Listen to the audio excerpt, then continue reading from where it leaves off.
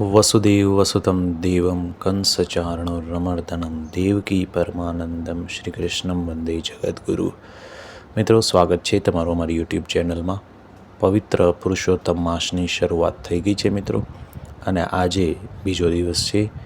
આજે પુરુષોત્તમ માસની કથાનો બીજો અધ્યાય સાંભળીએ આપણે. તો ભાવથી આ અધ્યાય સાંભળવા વિનંતી છે. અધ્યાય બીજો છે વર વગરની વહુની કથા. એક ગામમાં બ્રાહ્મણ અને બ્રાહ્મણી રહેતા હતા. તેઓ પૈસે ટકે સુખી હતા. પ્રૌઢ ઉંમરે પહોંચ્યા હતા. બધી વાતનું તેઓને સુખ હતું, પણ એક વાતથી તેઓ દુઃખી રહેતા હતા. તે દુઃખ હતું નિસંતાનપણું. તેઓ પરણ્યા ત્યારથી સંતાન માટે વલખા મારી રહ્યા હતા, પણ ઈશ્વર તેમની સામે જોતો ન હતો. હવે ઉંમરે પહોંચ્યા પછી તેણે સંતાનની આશા છોડી દીધી, અને તેઓ પ્રભુ ભક્તિ અને પારાયણ અને ધાર્મિક કાર્યોમાં પોતાનો સમય ગાળતા હતા. એવામાં એક પવિત્ર પુરુષોત્તમ માસ આવ્યો. આથી બ્રાહ્મણ અને બ્રાહ્મણીએ પુરુષોત્તમ માસ નાહવાનો અને ધર્મ ધ્યાનમાં ગાળવાનો સંકલ્પ કર્યો. પુરુષોત્તમ માસ શરૂ થતાં તેઓએ વ્રતનું પાલન ચાલુ કર્યું. વહેલી સવારે ઉઠે, બ્રાહ્મણ અને બ્રાહ્મણી બધા સાથે નદીએ નાહવા જાય. આખો દિવસ નામ જપ કરતા રાત્રે ભૂમિ ઉપર પથારી કરીને સૂઈ જતા. બ્રાહ્મણ બ્રાહ્મણી પ્રૌઢ હતા. વળી ઘરમાં કામ કરનારું કોઈ હતું નહીં, તેથી ઘરનું બધું જ કામકાજ બ્રાહ્મણીને જ કરવું પડતું. તેઓ થાકી જતા ઉપરાંત ઘરકામમાં પુરુષોત્તમ ભગવાનની ભક્તિ કરવાનો સમય પણ ઓછો મળતો, તેથી બ્રાહ્મણીનું પોતાનું દિલ દુભાતું. એક દિવસની વાત છે. તેને વિચાર આવ્યો કે જો અમારે દીકરી હોત તો વહુ આવત અને ઘરનું કામ કરત. પ્રભુનું ભજન કરતા આ વિચાર તેણે બ્રાહ્મણ સમક્ષ મૂક્યો. જુઓ ને, આ તો ધર્મ ધ્યાનનો મહિનો છે, અને મારો તો બધો જ વખત ઘરકામમાં જાય છે. ઘરમાં વહુ હોય તો કેવું સારું લાગે. એ રાંધે, ઘરકામ કરે, અને આપણે નિરાતે ભગવાનનું ભજન કરીએ. આવો વિચાર તેમને આવ્યો, અને તેણે આ બ્રાહ્મણને વાત કરી. બ્રાહ્મણ આ વાત સાંભળી હસવા લાગ્યો અને કહ્યું, તું જાણે જ છે આપણે દીકરો નથી તો વહુ ક્યાંથી આવે.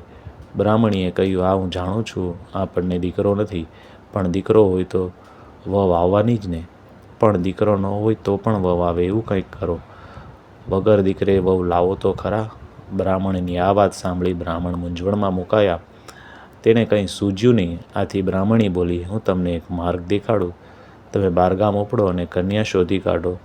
કન્યાના મા બાપને પૂછે તો કહી દેવાનું કે દીકરો તો કાશી ભણવા ગયો છે, સાથે વેદપાઠ લેતા જાઓ. કોઈ કન્યાને આપવા તૈયાર થાય તો વેદપાઠ સાથે કન્યાના ફેરા ફેરવી તમારી સાથે લેતા આવજો, અને કહેજો ચોથો ફેરો અમારો દીકરો કાશીથી આવે ત્યારે ફેરવી લઈશું.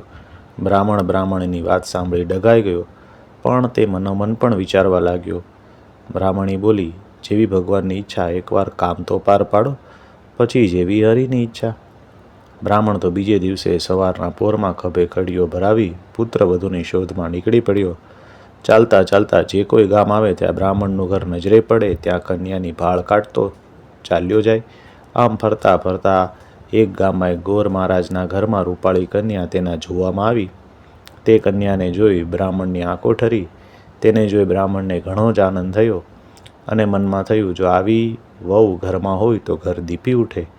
બ્રાહ્મણે ગોર મહારાજ આગળ સગપણની વાત કાઢી. ગોર મહારાજે કહ્યું કે તમારી વાત માન્ય રાખું છું, પણ મૂર્તિઓ જોયા વગર સગપણ કેવી રીતે થાય. મેં છોકરાને અહીં તેડી લાવો, હું ત્યાં આવીને છોકરાને જોઈ લઉં, પછી આપણે સગપણનું નક્કી કરીએ. એવી ગોર મહારાજે બ્રાહ્મણને વાત કરી. બ્રાહ્મણ મૂંઝાયો, છતાં હિંમત એકઠી કરીને બોલ્યો, ભાઈ, વાત એમ છે કે મારો દીકરો કાશી ભણવા ગયો છે. તે ભણીને પાછો આવતા વાર લાગે એમ છે. જો તમે કબૂલ થતા હોય તો હું પોતી લાવ્યો છું. તેથી આપણે તમારી દીકરીના 3 ફેરા ફેરવી દઈએ, અને ચોથો ફેરો મારો દીકરો જ્યારે કાશીથી પરત આવશે ત્યારે ફેરવીશું. ગોર મહારાજે વિચાર્યું, બ્રાહ્મણનું ઘર તો પૈસે ટકે સુખી છે. દીકરો કાશી ભણવા ગયો છે, તેથી તે પણ વિદ્વાન થઈને જ આવશે. ઘરમાં પ્રૌઢ પતિ પત્ની જ છે. આવું બધી રીતે યોગ્ય ઘર મળે છે તો મોહ શા માટે ધોવા જવું. આમ વિચારીને ઘરમાં જઈ પત્નીને વાત કરી. તેની પત્ની પણ આ વાતથી સંમત થઈ. ગોર મહારાજે બહાર આવી બ્રાહ્મણને કહ્યું, અમે અમારી દીકરી તમારા દીકરા સાથે પરણાવવા તૈયાર છીએ. ઘડિયા લગ્ન લેવાયા. પોતી સાથે 3 ફેરા ફેરવી ગોર મહારાજે પોતાની કન્યા બ્રાહ્મણ સાથે સાસરીએ વળાવી. બ્રાહ્મણ તો પુત્ર વધુને લઈને ઘરે આવ્યો. બ્રાહ્મણને લઈને આવતા જોઈ બ્રાહ્મણીનો આનંદનો પાર ન રહ્યો. વહુના લક્ષણ બારણામાં એ કહેવત મુજબ વહુએ ઘરમાં પગ મૂકતા વેદ બધું જ કામ ઉપાડી લીધું. બ્રાહ્મણીને તો નિરાશ થઈ. એ તો સુખે પ્રભુ ભજન કરવા લાગી. એક દિવસની વાત છે. બ્રાહ્મણી નદીએ સ્નાન કરવા ગયા. વહુ ઘરમાં રસોઈ કરતી હતી. ત્યાં પડોશણ દેવત્વા લેવા આવી. ઘરમાં રૂપાળી વહુને જોઈને તેને આશ્ચર્ય થયું. એ પૂછ્યું, તમે કોણ છો? આ ઘરમાં મેં તમને પહેલી જ વાર જોયા. તમે કોઈ સગા થતા હોય એવું લાગો છો. આ તમને પહેલી વાર જોયા એટલે પૂછું છું. ત્યાં તો વહુ બોલી, તમને ખબર નહીં હું આ ઘરની વહુ? મારા સસરા પોતી સાથે 3 ફેરા ફેરવીને મને અહીંયા લાવ્યા છે. મારા પતિ કાશીએથી આવશે એટલે 4થો ફેરો ફરી લઈશ. આ સાંભળી પડોશણ તો ખડખડાટ હસવા લાગી. તે બોલી, બેન, આ બ્રાહ્મણીને કોઈ જ સંતાન નથી. તેઓ વાંજ્યા છે. પડોશણની વાત સાંભળી વહુનું કાળજું ચીરાઈ ગયું. તે રડવા લાગી. થોડી વાર પછી બ્રાહ્મણી નદીએથી નાહીને પાછા આવ્યા. વહુને રડતી જોઈ બ્રાહ્મણી પૂછવા લાગી, દીકરી, તું શા માટે રડે છે? જવાબમાં વહુએ પડોશણની વાત કીધી. વહુની વાત સાંભળી બ્રાહ્મણી ચોંકી ગઈ. છતાં બ્રાહ્મણીએ હિંમત રાખી વહુને માથે હાથ મૂકી આશ્વાસન આપતા બોલી, વહુ, હવે પૈસાવાળા છીએ એટલે અદેખા લોકો આપણા માટે ગમે તેમ બોલે છે. તે અમારું શું સાંકી શકતા નથી. તેથી અમારી નિંદા કરે છે. તું જ વિચાર કરને, કોઈ દીકરા વગર વહુ લાવે? મારા 7 ઓરડા અને 3 માળવાળી હવેલીને ભોગવનાર મારો જુવાન જો દીકરો છે. વળી તે એટલો બધો રૂપાળો અને તેજસ્વી છે કે તને જોતાં જ આંખો અંજાઈ જાય. તેને જોઈને તું કહી શકે કે 5 આંગળીએ ભગવાનને પૂજ્યા હોય ત્યારે આવો વર મળે. મારો દીકરો કાશી ભણવા ગયો છે, માટે એ ભણી ગણીને પાછો આવે ત્યાં સુધી તને એકલો ન લાગે. માટે લે આ 7 ઓરડાની ચાવીઓ. દરેક ઓરડામાં ખાવા પીવાની અને શણગારની વસ્તુઓ છે. ખાઓ પીવો, પહેરો ઓઢો, પણ એક વાત યાદ રાખજે કે 7મો ઓરડો ઉગાડશો નહીં. વહુએ હવેલીના 3 માળ જોયા, પણ 7મો ઓરડો બંધ હતો. તેના દરવાજાને મોટા તાળા મારેલા હતા. આથી તે વિચાર કરતી કે 7 ઓરડામાં એવું તે શું હશે કે જેને બંધ રાખવામાં આવે છે, જેને ક્યારેય ઉગાડવામાં નથી આવતા. વહુ પાસે 7 ઓરડાની ચાવી આવી એટલે એના મનમાં ધરપત રહી નહીં. એક દિવસ બ્રાહ્મણી દેવદર્શને ગયા ત્યારે વહુએ પહેલો ઓરડો ઉઘાડ્યો તો તેમાં મીઠાઈ પકવાન હતા. બીજા ઓરડામાં હીરના ચીર જોયા. ત્રીજામાં 16 શણગારના સાધનો જોયા. આમ દરેક ઓરડામાં સમૃદ્ધિની છોળો ઉડતી જોઈ. પછી વહુને 7મા ઓરડો જોવાની એટલી જિજ્ઞાસા થઈ કે તેણે સાસુની આજ્ઞાનો ભંગ કરી 7મો ઓરડો ખોલ્યો. ઓરડામાં પગ મૂકતા એ થીજી ગઈ.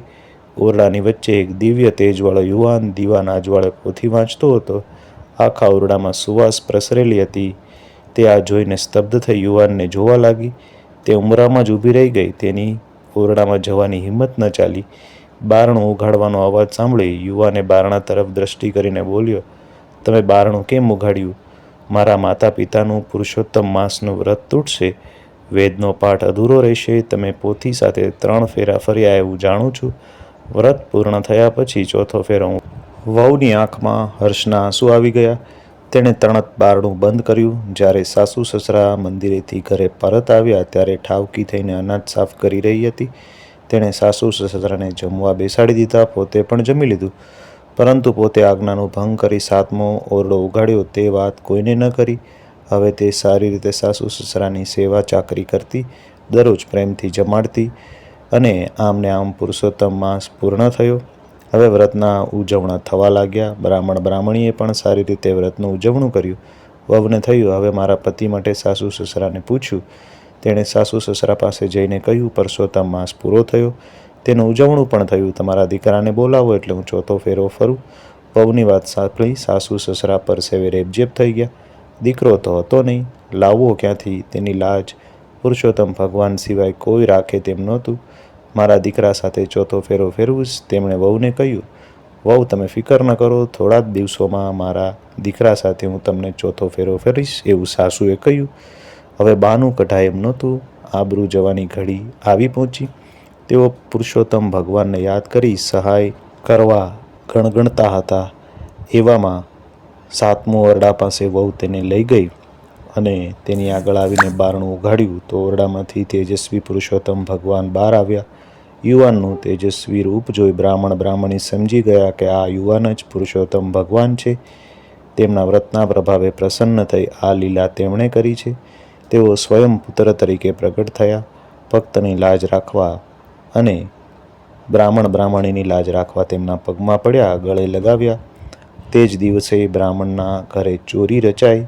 ચોરીમાં ગોર મહારાજે હસ્તમેળાપ કરી ચોથો ફેરો ફેરવ્યો. આમ લગ્નવિધિ પૂર્ણ થઈ. વહુ હર્ષઘેલી બની. બ્રાહ્મણી પણ હર્ષ પામ્યા. તેમને તો પુરુષોત્તમ માસના વ્રતના પ્રતાપે તેમની વગર દીકરે વહુ આવી. હે પુરુષોત્તમ ભગવાન, જેવા તમે બ્રાહ્મણીને ફળ્યા, તેવી જ રીતે પુરુષોત્તમ માસનું વ્રત કરનાર, નાહનાર તેમજ કથા વાંચનાર, સાંભળનાર સૌને ફળજો.